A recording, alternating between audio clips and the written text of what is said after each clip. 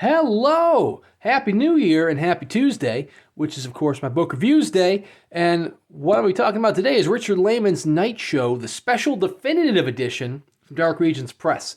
This was the final book that I read in 2022, so it's going to be the first book I review in 2023. The book itself was originally published back in 1984, so it's almost 40 years old. And this particular edition was published back in 2015 and long sold out. So if you want to get this signed edition, you'll have to go to the secondary market. This was the first of 3 Richard Laymon titles that Dark Regions Press published. The other ones being Midnight's Lair and Funland. I own Funland. I do not own Midnight's Lair. But I believe there's also a trade hardcover edition that is available. It's not going to look like this. It's kind of got a library binding with the actual dust jacket art printed on the boards. But like I said, you can go to the secondary market if you want a copy such as this. One thing to note is I like the nice facsimile, the Richard Laymon signature printed in the boards on the front. It's very nice. Nice little stamping of the title on the spine. Kind of plain end papers, but that's okay. So this first one, Night Show, was edited by James R. Beach and Kelly Laymon, who both signed the signed edition here, as well as Steve Gerlach, Edward Lee, and Malcolm McClinton. McClinton did the artwork for all 3 titles, and James R. Beach edited all 3 titles. Kelly Laymon only was involved with this first one, and then whomever the introductory or afterward authors are signed the respective titles. So this is number 204. Like I said, signed by all of the above. And I gotta say, even though the outer packaging of this book looks really nice, I have to say I'm a little disappointed with it.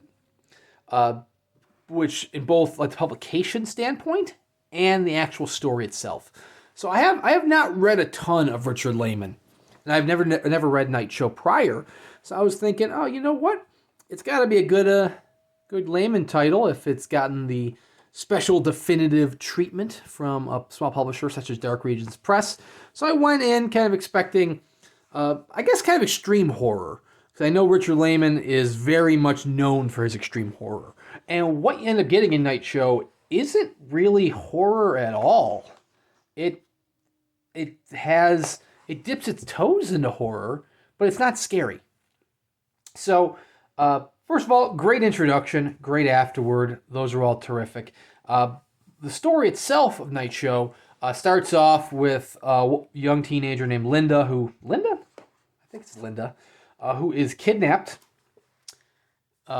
taken by several teenage boys, Linda, who are all in disguise so they don't know who it is, and they bring her to a haunted house so that the ringleader of this group of boys, a guy by the name of Tony, can scare Linda. He puts on like this old man makeup, who is supposedly the ghost of the house, kind of chases her down the stairs with an axe.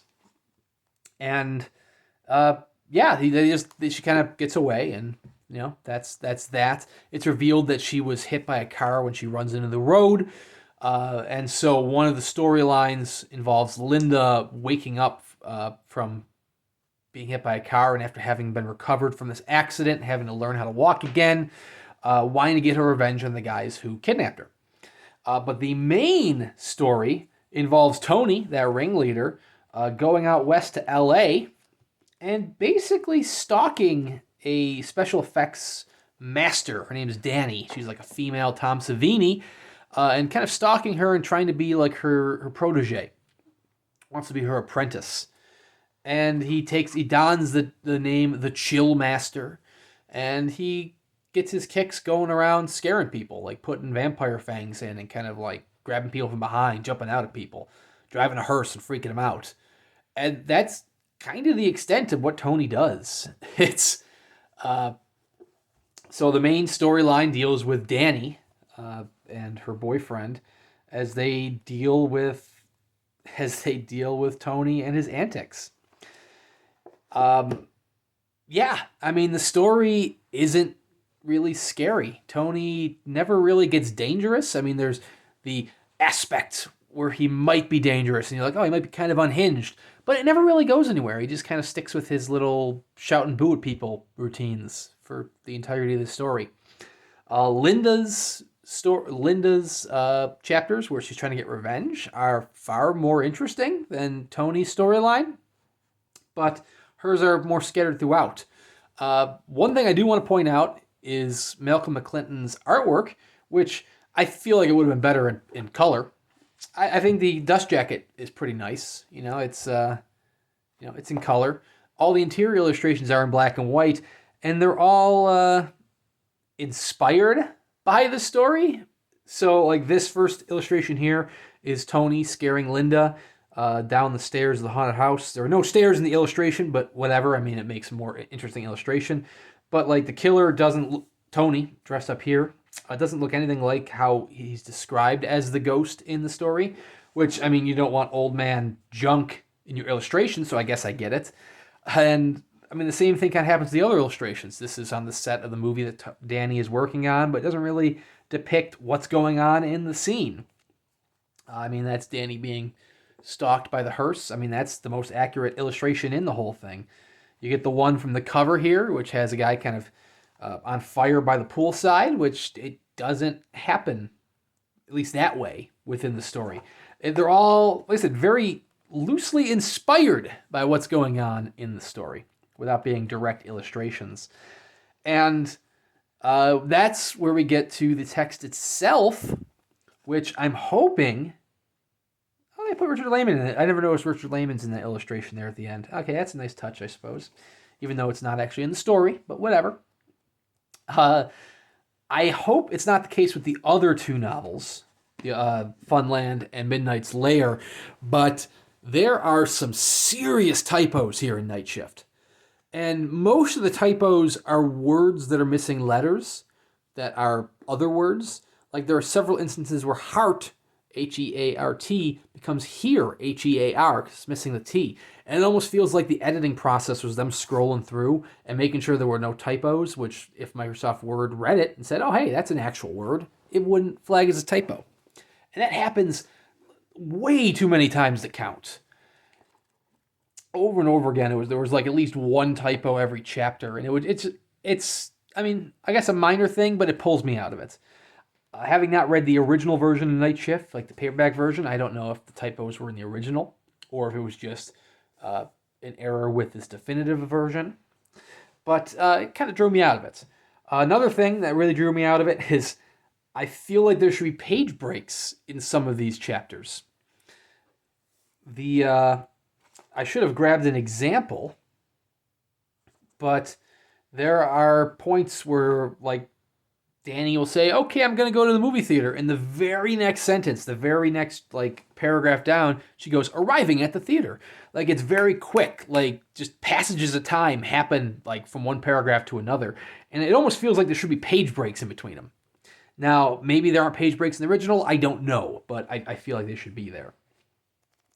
And it's disappointing when, the definitive edition has so many typos or so many little errors like that throughout. Which is a shame because the introduction and the afterward are both fantastic. There's a nice segment called Laymon on Laymon, which is taken from... where was this taken from? It was from A Writer's Tale, which is Richard Laymon talking about his time writing the book, which is pretty good. Here's one of the... This one's an italicized error. Out Are the Lights is a novel by Richard Laymon. You have italicized there, as it should be. Paragraph down, out are the lights, no italics there. It's like minor things like that, but I notice them, and it bugs me. And then this definitive edition also has a lot of handwritten notes by Richard Laymon, which, if you want to read that, I mean... be very interesting. I tried reading the first page, and I because it's kind of a photocopy of handwritten notes, it's not the easiest thing to read. Fun little fact here. Another little typo, and this is Richard Laymon's own fault. This one's definitely his own fault. He didn't even number his pages correctly. So this is page number 1. There's no number. That's fine. Page 2, no number. That's fine. Page 3, number 3. Okay, that's fine. Page 4, no number. Page 5, label this page 4. And then suddenly, every single one is off. So this should be page 7. It says page 6. It should be page 9. It says page 8. and so on. The even-numbered pages are suddenly the odd-numbered pages. It's just a fun little thing where it's like, and there's even a typo in his handwritten notes when he's hand-numbering these pages. What are you doing, Richard? So, I will say, it bit of a disappointment. And I feel bad saying that because I really wanted to love it. Like I said, I haven't read that many Richard Laymon novels. I have at least 2 more to read in my collection already. I think I have a couple of paperbacks of his downstairs. I know I definitely have Funland, the special definitive edition. I skipped the Midnight's Lair, but I might pick it up depending on how much I like Funland. And I also have the Traveling Vampire Show, which Cemetery Dance published. But anyways, the signed limited editions of all 3 Dark Regions Press titles are sold out. There are some trade editions available, I know, for like Night Show. As I mentioned earlier, it's kind of like library bound, where you're not going to have a cloth binding or even a paper binding. It's going to be just like a plastic binding with the cover artwork printed right on it. But anyways, hopefully this isn't an omen as to the start of 2023. But, you know, if you're a big Richard Laymon fan, let me know what to read next, because, like I said, I want to give him another shot. I have other titles that I'm going to read by him that I own. So I'll have to at least give those a read before making my mind on him as an author.